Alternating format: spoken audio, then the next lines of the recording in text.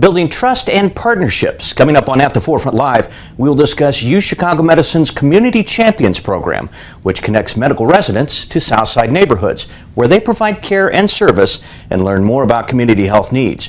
Our experts will discuss this amazing program, and they'll take your questions live. That's coming up right now on At the Forefront Live.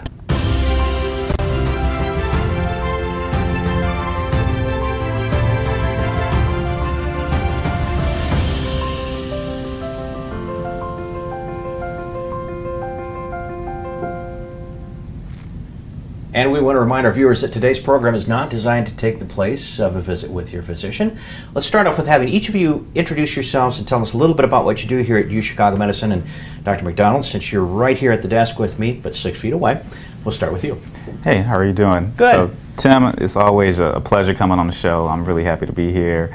I'm Dr. Ed McDonald. I am the Associate Director of Adult Clinical Nutrition. I'm a gastroenterologist here, but I'm also one of the Directors of Diversity and Inclusion for Graduate Medical Education. So in that role, I help lead our Community Champions program, which is what we're going to be talking about today. So I'm really happy to get into it. It's really a wonderful program, and we'll get into more detail here in just a few minutes. But I think it's an exciting program, and again, it shows kind of the reach within the community that UChicago Medicine is working to expand, and it's a positive thing. So we have Dr. Ross McMillan also joining us. Now, you're across the room, so we're going to pitch to you in the little box. Tell us a little bit about yourself and what you do here. Absolutely, yeah. Thank you for having me. So, as you mentioned, my name is Dr. Ross McMillan. I just completed my 3-year internal medicine residency here at the University of Chicago, and now I'm serving in the role as chief resident for the internal medicine program. I also served as one of the inaugural members of the Community Champions cohort this year. Great.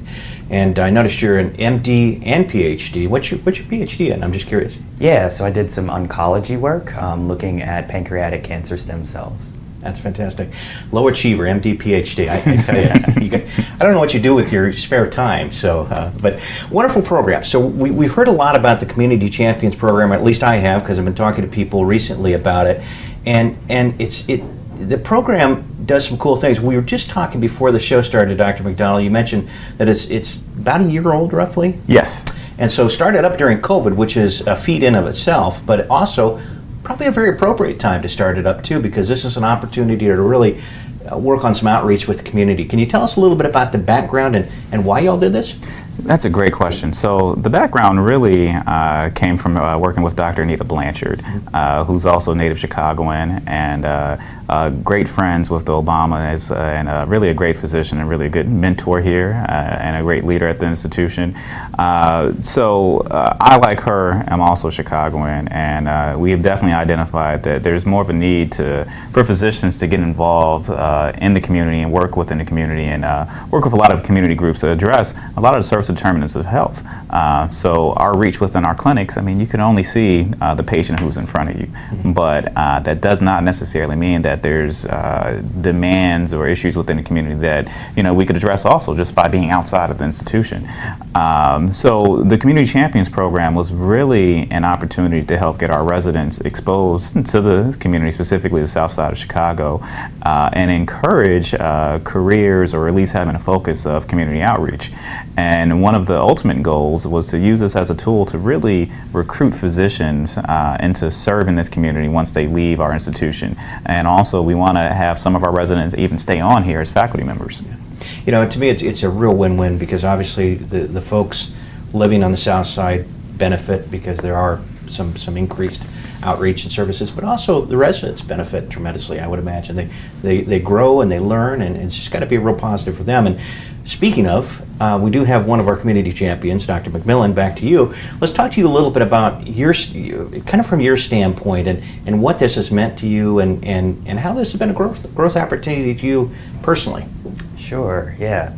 So we often get a chance to see patients in the hospital, in our environment, in our comfort level. But we don't often get an opportunity to go outside in the community and see patients as people where they are. And so it's been a fantastic opportunity to step outside of the hospital, to meet people where they are, and to just get a chance to understand and get to know the Southside community a little bit better. And so for my own perspective, I feel like it just provides me a better perspective about who the people are that I'm treating, and helping to understand them better as people.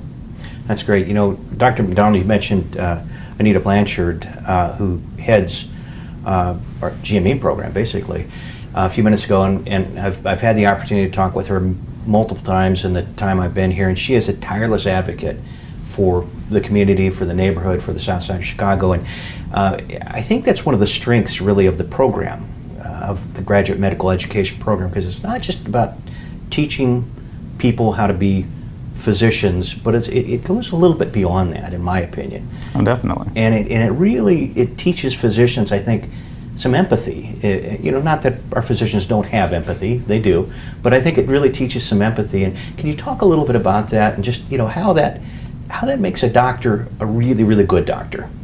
Yeah, so I think with the program and exposing our residents to the community, it really allows the residents to see social determinants of health firsthand. So our residents come from all different parts of the country. Some are from Illinois, some are from Chicago area, but the majority are not necessarily from this community. So yet they're in a position to serve this community. So how can you effectively serve a community that you may not know anything about?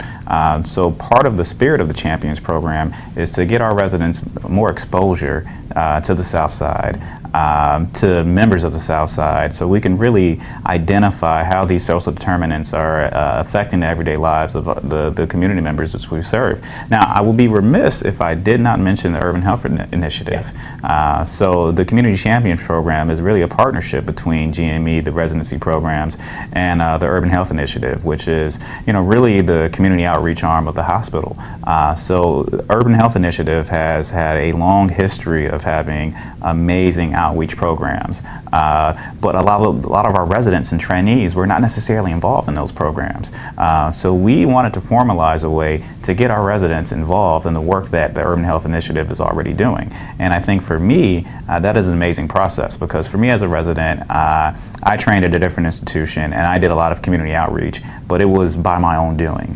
So I was the one contacting churches, I was the one contacting community organizations, and just the amount of groundwork that I had to lay in order just to do something took away from my effectiveness and also my own capacity. But now that we have the Urban Health Initiative, the residents, they don't have to go through the same struggles that I went through as a trainee. It's a wonderful program, and I'm glad you brought up Urban Health Initiative, because they do fantastic work within the community, and bringing it all together is really kind of the key, I think, as you just pointed out. Oh, it's amazing. I mean, for the Urban Health Initiative, me being a community-focused physician, they are definitely one of the reasons why I chose to come to work here, because I knew my community outreach efforts would be supported. Fantastic. And Dr. McMillan, can you talk to us a little bit about some of the things that you've done as community champion? What are some of the examples of abilities to serve within the community? Sure. Well, obviously this has been a unique year and a half for us throughout the world. And so one of the opportunities that has been available has just been to get out into the community and really talk about what COVID means, what COVID is, and how we can protect our communities from the virus and from the disease. And so initially back in April and May, myself and some of my co-residents, even before being a part of the Community Champions program, were able to do some Facebook Lives and just talk about some of the problems and some of the issues that might come about with COVID, as well as dispel some of those rumors. And so we continued that on into being a part of the Community Champions program with other public service announcements, and then we're able to get out into the community. And so there have been a number of pop-up clinics, including some that are through the Protect Chicago Plus program, that we've been able to go to and really advocate for people to get vaccinated, and be able to actually perform those vaccinations with them.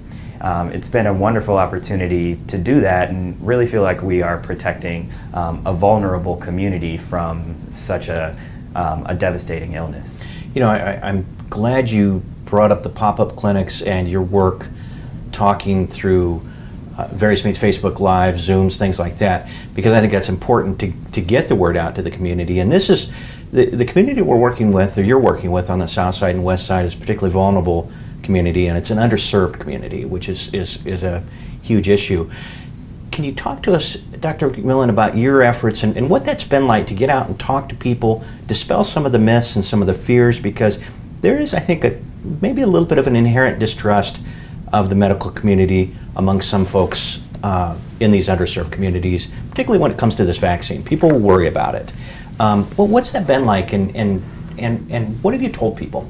Absolutely. So, as you mentioned, there has been an inherent distrust that goes back not just decades, but centuries, being African American or other people of color or underrepresented communities. And so, number one, just to have an empathetic ear to people, I think has been helpful, and I've gotten feedback that has been helpful, just knowing that they have somebody to be able to ask those questions and to give them some real answers about those questions. And so, particularly as you mentioned with some of the distrust with the vaccine, people have mentioned that we've had the vaccine has just come about so quickly that it's new technology that they haven't understood. And so just breaking it down in layman's terms has been very helpful. And I've actually gotten some feedback that because I've just taken the time and been able to answer those questions for people, that they've been a lot more trusting and willing to go. And so I won't say everybody, but there have been a number of people that because of these experiences have gone out and been vaccinated, but not just that, have understood why we are asking them to wear their masks and distance socially and whatnot. And so I think it's just really important not just to provide people with a handout or with a commercial, but really talk face to face and give people an opportunity to ask their particular questions, which is something that this collaboration, this program has allowed me to do. And it's been very well received, in my opinion. Yeah, I agree. I think the ability to speak with somebody, sometimes face to face, sometimes through technology, but the ability to speak with somebody that maybe residents know and trust, or get to know and trust, is just so important. And again, thanks for both your work, because I think that's making a huge difference.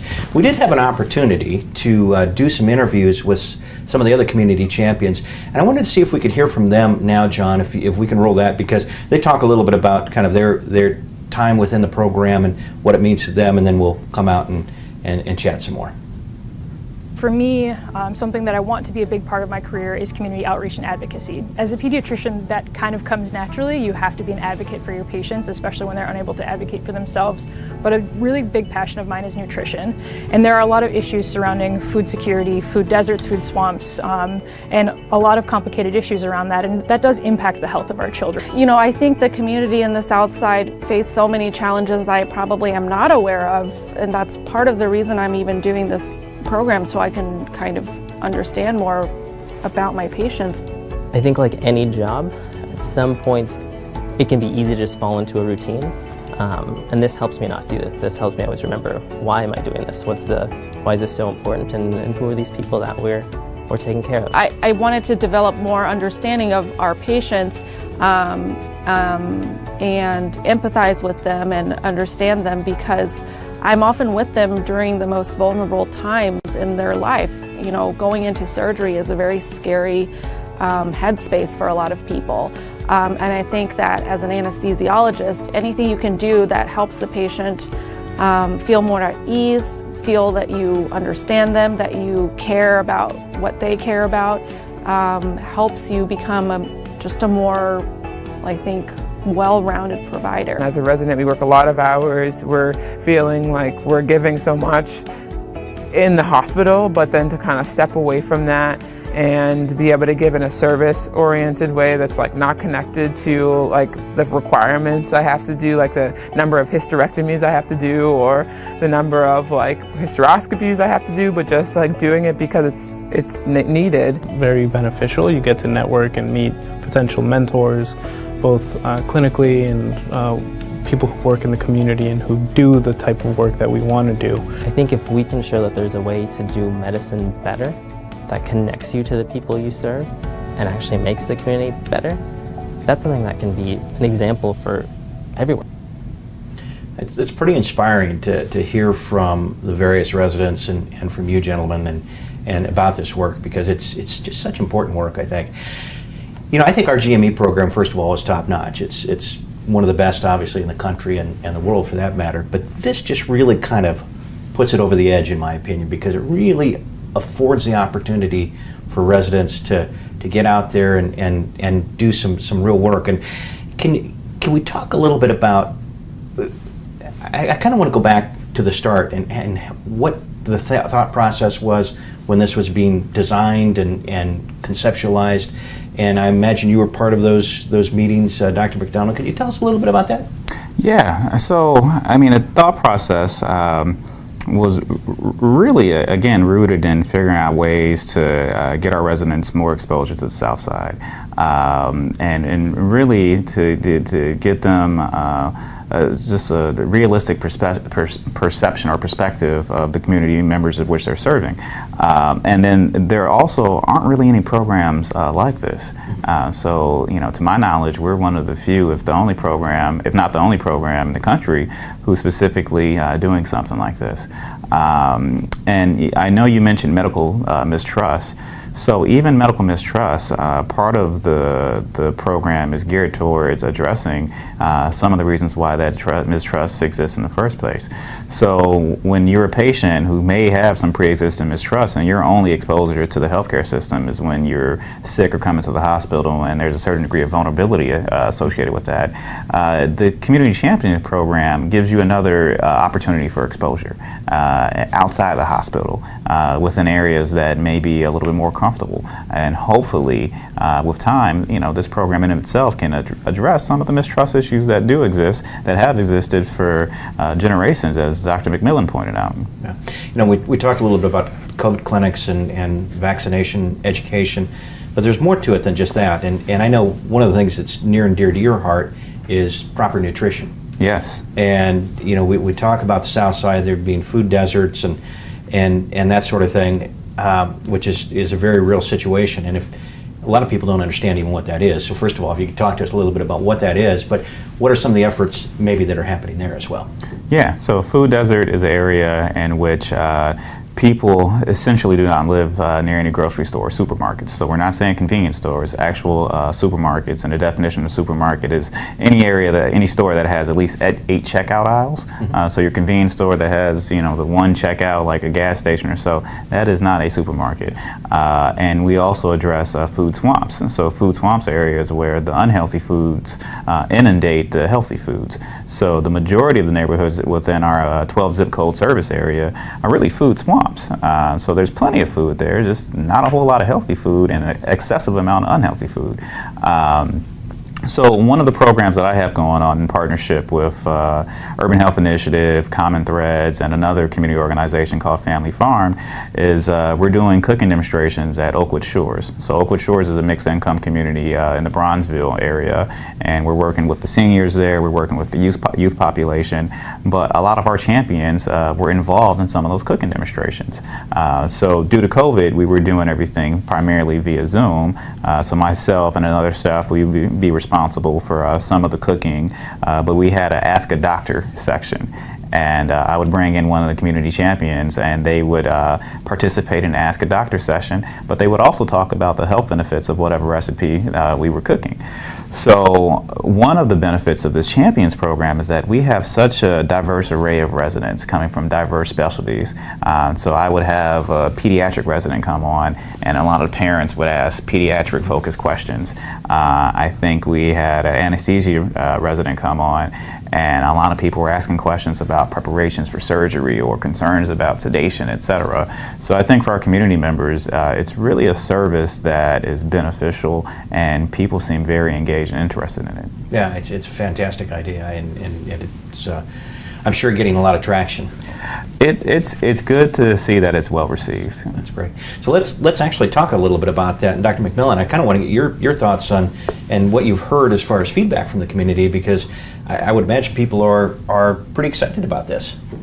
Absolutely. So feedback from both the resident fellow side as well as the community side has been phenomenal. So from the resident and fellow side, we've been able to interact with each other in a way that we might not have otherwise done.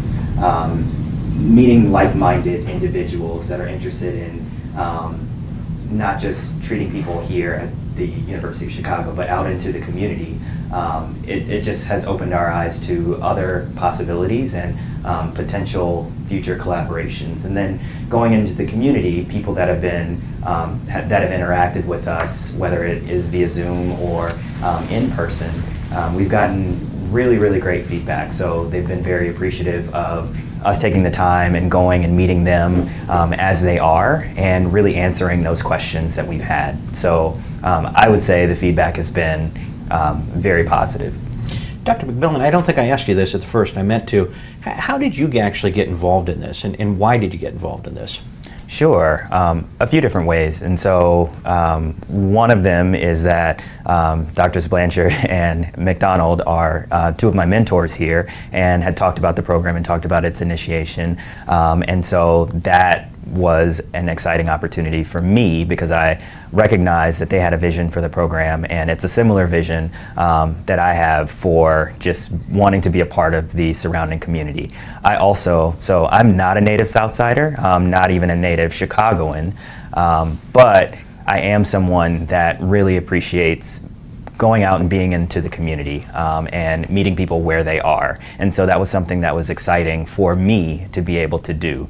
And while I had not partnered with the Urban Health Initiative, I have been able to do other community service programs and really wanted some mentorship and guidance about how to implement some of those community service programs in and on the south side of Chicago. And so in addition to what we do here, meeting people in the community, there's also an educational aspect for us as champions. So there's a lecture series, and then we have interaction with some of those faculty members as well, in which we can bounce ideas off of them in order to enhance our own community service programs. So all of those aspects made this program something that was truly exciting for me.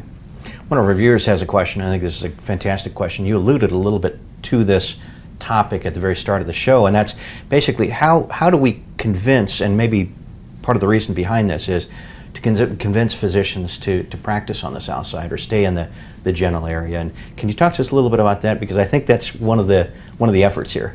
It is one of the efforts. I mean, that's definitely one of the reasons why we started the program, to convince people to not only train here but to stay in this community.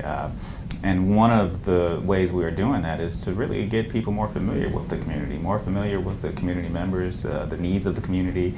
And honestly, I think it's our responsibility to create and generate community-focused trainees that would be community-focused faculty members.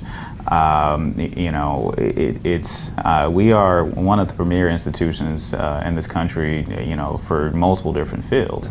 And I think if we have people, even if they don't stay here, but if they come with this community-minded mindset, I think we would really be creating a generation of leaders that could help really address some of the social determinants of health that have led to health disparities that have existed for years. And so W.E.B. Du Bois, he documented this in 1899 in a book called The Philadelphia Negro. It was really one of the first social science studies, first public health studies that was done in the United States. And the social determinants he highlighted are the same social determinants that we're talking about to this day. Lack of education, cigarette smoking, tobacco use, poor nutrition, crime, etc. So these are all things that I can't address within a clinical setting. Mm-hmm. And if I really want to have an impact on some of those social determinants, we have to get out into the community. But we have to do it in a way that's very organized and in a concerted fashion. And with the Community Champions program, we are laying the groundwork for that organization and even providing examples to our trainees what community outreach can look like. And hopefully they take that community outreach to heart, and that hopefully will be something that will inspire them to not only stay on the south side of Chicago, but the south side of any other city. So, you know, Chicago is not the only area of need. Ideally, I wanted my trainees to go here, but stay here. But you know, you can go to the north side of Philadelphia and find the same issues that you see here. You can go to, you know, South Central LA and see the same issues. And if we are, you know, really training people, some of the best residents in the country, and inspiring them to go to those locations where the needs are, that's how we start making an impact. You know, it's interesting, before the program we were talking a little bit about some of the technical changes that have happened just within the past year, and the ability to use things like Zoom and Skype and Facebook Lives. And I know you've done a lot of work there, but you've also done in-person work as well, the pop-up clinics and that sort of thing. You see that aspect of it growing as we kind of come out of this pandemic? I do, and I think there's ways to get creative with it. So, you know, there's definitely opportunities to have more lifestyle medicine-focused pop-up clinics, more clinics that are really focused on some of these social determinants. So, with the era of COVID, a lot of our pop-up clinics were primarily focused on COVID, and I think it's, you know, really touching to see our residents interacting with the community when it comes to COVID, because you have to realize our residents, they've been at the forefront of COVID. Yeah. I mean, these are the trainees that were in the COVID ICU, and they've really seen the extent of what this virus can do to the human body. And to have these, and the residents really are leaders in that aspect, so they have more exposure than many of the faculty members and attendings. So for them to be the people going out into the community and talking about this, to me it's really impactful, it's very touching, and in many ways they have more expertise than most of the faculty members. Yeah, really powerful. So Joyce has a question, another Facebook Live question. Where are the satellite clinics? Do they change? Do those move around, or do we have specific clinics that you'll work at? Yeah. So the pop-up clinics, I mean, there's some variety. We have some FQHCs that we work with, and we've done some some stuff with the Friend Center over here on Cottage Grove. But then there are pop-up clinics that, you know, can happen with churches and shelters and food pantries. So thanks to the Urban Health Initiative, they've really been helping kind of identify the best places for some of these pop-up clinics. Great. And we'll see if we can do some work, maybe online. We could get some information later on Facebook as far as locations, if we have some upcoming locations. So we'll try to get that. I kind of put you on the spot there, and I apologize. Dr. McMillan, let's talk a little bit about how this supplements your experience as a resident, and how this really prepares you as you move forward with your career and your calling. And we've got a couple of minutes left, so we'll try to wrap it up pretty quickly, but I wanted to ask you that question before we get out of here. Yeah, so number one, it gives me an opportunity to think about where and how I want my practice to evolve. And so in what type of community, in what type of setting, and how to interact with that community. And so I came here to the University of Chicago purposefully to be a part of a community that serves underrepresented and underserved. And so this allows me to have that experience and to really see if that experience is something that I want for my future in my practice, which it is. And so in moving forward, I'll be able to take these experiences and implement these into some of my own community service and outreach programs in order to more effectively just grow my practice in my future as this year a chief resident, and in the future as hopefully a GI fellow and GI attending. Fantastic. We're about out of time. I don't know if you want to leave us with a final thought, Dr. McDonald? I will. So, you know, I love the program because I think the Community Champions exposes our community members to possibilities. And what I mean by that is, even if you take Dr. McMillan, for example, so he's an African-American male physician who also has a PhD. For a lot of folks in our community, he will be the first person with that combination of training and degrees that they may have come across. And that opens the doors of possibilities. When they see something, someone doing what you know, they may not even thought was possible, that is a source of inspiration. And I think, just from that sheer aspect alone, that's one of the reasons why this program is wonderful. Because again, as a Chicagoan, I didn't see a lot of young male physicians growing up. But the fact that we're able to get our residents and have them serve that purpose is amazing to me. Yeah, it's got to have just a tremendously positive impact. And I would be remiss if I didn't add that you are quite the chef as well. And, I'm sorry, I'm kind of springing this one on you too, teasing you a little bit, but I'm serious about that because I know that's a passion. You talked about it a little bit before, and I think if we play our cards right, we're going to have you do some cooking demonstrations for us on some of our Facebook Lives in the future. See, now I've said it on air, so we can't get out of it. Hey, we can't get out of it. So I would be honored to come back here and do some cooking. I think it'll be so cool. I'm very excited about that. And matter of fact, I should do it with Community Champion. Yeah, that'd be great. Yeah. That'd be great. We'll definitely do it. That's a plan. Okay. We'll make it happen. We are out of time. In fact, we're over time. Sorry about that, John. A special thanks to our physicians for being with us today, and a big thank you to those of you who watched and participated in our program today. Please remember to check out our Facebook page for a schedule of programs coming up in the future. To make an appointment with one of our physicians, go to UChicagoMedicine.org, or you can call 888-824-0200. Thanks again for being with us today, and I hope everyone has a great weekend.